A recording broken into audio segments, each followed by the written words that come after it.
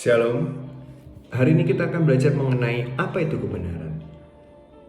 Di era postmodern ini, dunia menawarkan relativisme, kebenaran yang relatif, suatu bentuk penolakan terhadap kebenaran yang mutlak. Tidak ada kebenaran yang mutlak.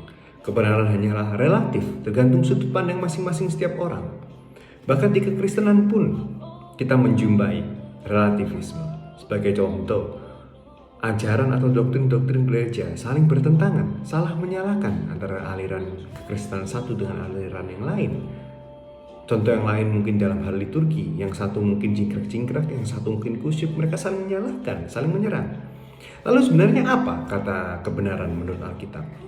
Ada dua kata yang digunakan di dalam Alkitab yang sama-sama diterjemahkan di dalam bahasa Indonesia itu kebenaran. Yang pertama adalah dikaiosune, yang diterjemahkan dalam bahasa Inggris yaitu righteousness. Yang kedua adalah aletheia, diterjemahkan dalam bahasa Inggris yaitu the truth. Lalu apa beda keduanya? Yang pertama adalah kata dikaiosune. Dikaiosune adalah suatu kebenaran di mana setiap orang dapat menjadi orang yang benar dengan cara mengendalikan nafsunya, mengendalikan emosi, mengendalikan amarahnya. Dan semua orang yang dapat mengendalikan itu dapat menjadi orang yang benar.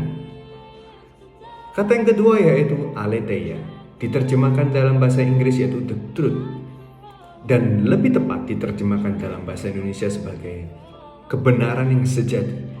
Di dalam Yohanes 14 ayat ke-6 berkata demikian. Kata Yesus kepadanya, "Akulah jalan dan kebenaran dan hidup. Akulah kebenaran. I am the truth.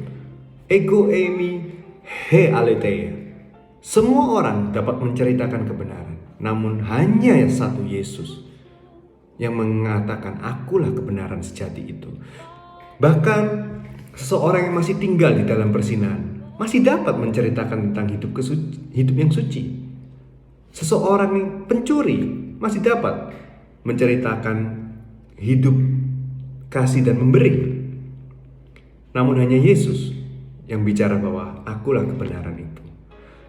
Maka dari itu biarlah semua ajaran-ajaran gereja, liturgi gereja, bahkan lagu-lagu rohani selalu bersandar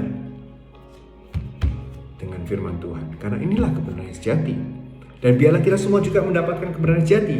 Kebenaran bukan berasal dari pengalaman. Kebenaran tidak berasal dari kesaksian. Kebenaran tidak berasal dari tafsiran bebas dari orang-orang tertentu. Kebenaran hanya bersandar dari dalam firman Tuhan. God bless you.